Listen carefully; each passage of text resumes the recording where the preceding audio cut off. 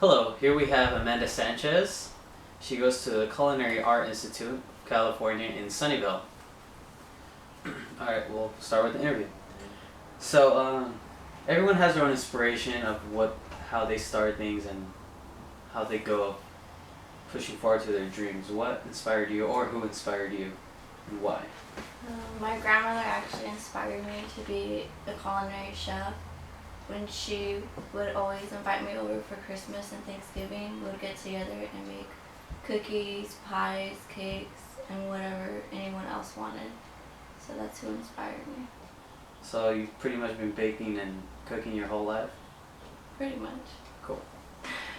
And, alright, and how did you get started? What was like the process of joining the Culinary Institute?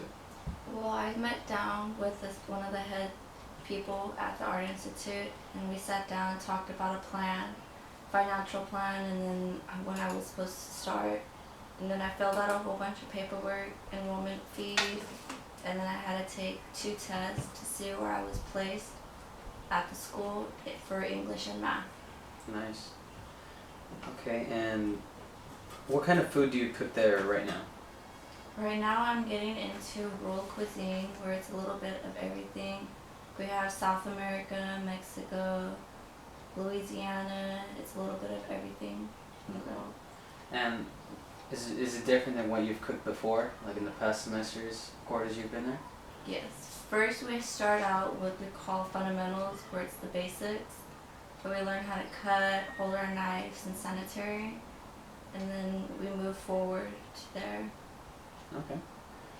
And what's your favorite thing to cook in both culinary and pastry? I'm more into cooking pastas with sausage and chicken, and then I like to cook mostly cupcakes and cakes. For pastries? Yes. Alright. And out of both of them, which one do you prefer, or which one do you pursue to be a more professional and like to own a shop or something? Would you rather own like a restaurant of food per se, or a pastry shop with cakes and cupcakes and A pastry shop. Why?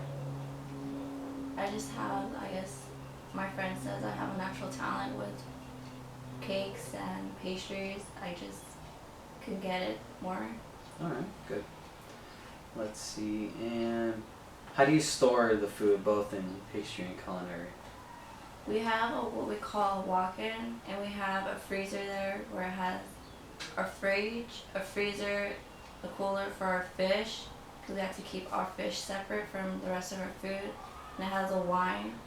And then we also have what we call our dry ingredients. It's just our pastas, our canned goods, our onions, our potatoes. So we have a big walk-in that we have at our school. Okay, so that's for both the culinary side and the pastry side, right? Okay. And what kind of health precautions do you take when preparing your food? Well, first we have to have our whole uniform on, our hair pulled back, our nails cut, and then we have to wash our hands for at least 30 seconds with water over 165. And then we have to make sure that we clean as we go, make sure that no food touches the floor, and our food has to be in the fridge no longer than 4 hours out of the fridge. Okay. And are there like any ranks in the kitchen? Like you have chef and then someone that cleans and stuff like that? Or Yeah, we how does have that work? our chef, what we call our teacher, and then our group, we usually have groups of 4, and each week we switch it up. One person can be a chef at our table where they take charge of our whole group, and they have to make sure our food is in the fridge and plated on time. Then we have someone who's in charge of our equipment, someone who's in charge of cleaning, and then someone who helps out the other tables. Alright.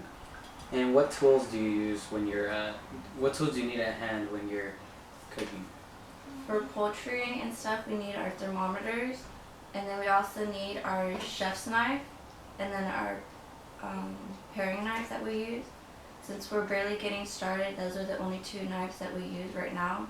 We also use our bread knife and our boning knife to cut through thick meats and bones. So everything you cook has a specific knife you have to use? Yes. You can't use like a bread knife to cut like vegetables or fruits?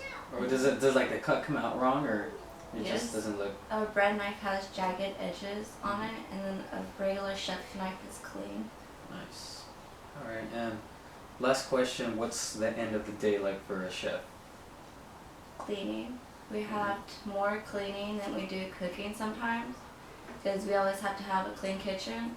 First, we have to scrub all our pots and pans, and then clean our tables, wipe them down, and then we have to sweep the floor, mop it, scrub it, and then dry mop.